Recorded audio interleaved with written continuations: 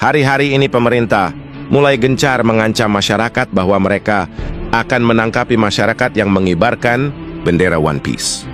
Mereka menyebutnya makarlah, tindak pidana lah, dan lain-lain. Bahkan Polri dan TNI mulai menggeruduk orang-orang yang mengibarkan bendera One Piece di rumah mereka masing-masing. Yang saya herannya adalah, mengapa tidak ada satu batang hidung pun di pemerintah ini yang punya otak? Bahkan sekelas Menko Polkam Budi Gunawan ternyata sangat tolol. Bahkan pimpinan MPR, yang seharusnya adalah representasi rakyat, tapi malah memposisikan dirinya sebagai representasi pemerintah. Ini benar-benar kebodohan yang luar biasa. Dia bahkan tidak tahu apa tugas MPR. Tugas MPR adalah menyuarakan suara rakyat dan mengoreksi pemerintah, bukan malah membela pemerintah dan menegur rakyat. Begitu juga dengan si Vasco Otak Udang, wakil ketua DPR dari Gerindra. Benar-benar tolol dan otaknya didengkul.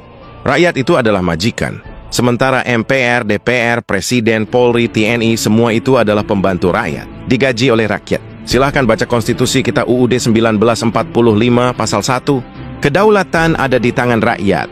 Jadi penguasa tertinggi adalah rakyat. Jadi disinilah letak ketololan mereka. Mereka tidak tahu undang-undang sama sekali. Mereka tidak paham bahwa kebebasan berpendapat dan berekspresi adalah bagian inti dari hak asasi manusia. Bahkan UUD 1945 pasal 28 jelas mengatakan, kebebasan berpendapat dan berekspresi dijamin oleh negara. Lantas bagaimana jikalau presiden atau menteri mengeluarkan surat edaran, perpres atau permen peraturan menteri yang melarang mengibarkan bendera lain selain merah putih? Atau sebut saja yang lebih tinggi dari permen dan perpres, yaitu undang-undang? Jawabannya ya, tidak berlaku. Prinsip hukum adalah lex superior derogat lege inferior. Artinya hukum tertinggi membatalkan hukum di bawahnya. Jadi jika pemerintah bersama DPR membuat undang-undang, tapi dia malah bertabrakan dengan Undang-Undang Dasar sebagai konstitusi negara kita, maka undang-undang ataupun peraturan itu gugur secara otomatis. Atau istilah kerennya batal demi hukum. Lantas, bagaimana jika polisi dan TNI tetap menggeruduk orang yang mengibarkan bendera One Piece hanya karena mereka punya senjata? Maka Polri dan TNI alias pemerintah jadi pelanggar hukum. Sebab konstitusi menjamin hak setiap orang untuk berpendapat dan berekspresi. Maka jika pemerintah terus melanggar hukum karena telah melintasi batas wilayah kekuasaannya, maka itu bisa membuat rakyat marah. Aparat polisi TNI itu hanya secuil, sedangkan kekuatan rakyat ada 270 juta.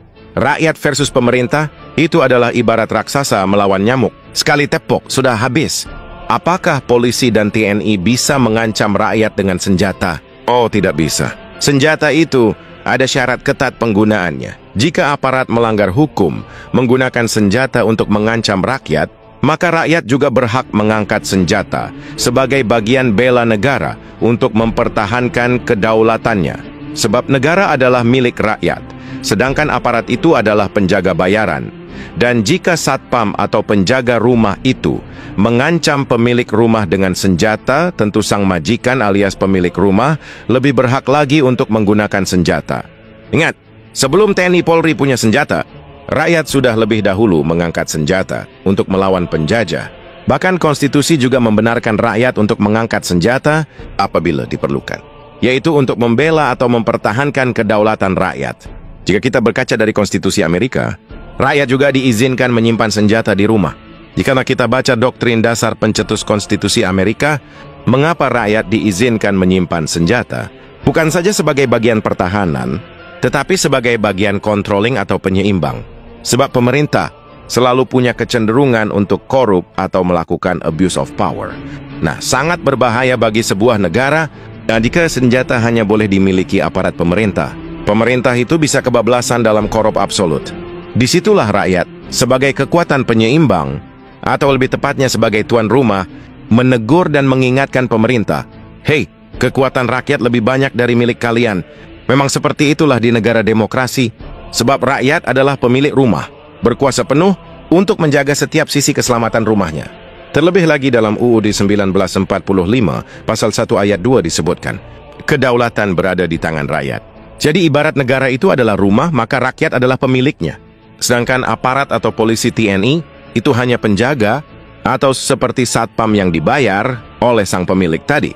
Tentu sebagai pemilik, orang itu jauh lebih berkepentingan untuk menjaga keselamatan rumahnya ketimbang penjaga bayaran tadi. Jadi pahami itu bahwa rakyat adalah majikan alias pemilik negara. Itu sesuai dengan asas demokrasi. Demokrasi berasal dari bahasa Yunani, yaitu demos dan kratos. Demos artinya rakyat. Kratos artinya penguasa, majikan, atau pemilik. Jadi penguasa sebenarnya adalah rakyat. Kalian hanyalah pembantu, alias pelayan rakyat. Sebagai pelayan yang digaji oleh rakyat, seharusnya kalian hormat, sopan, dan tunduk kepada majikan kalian, yaitu rakyat.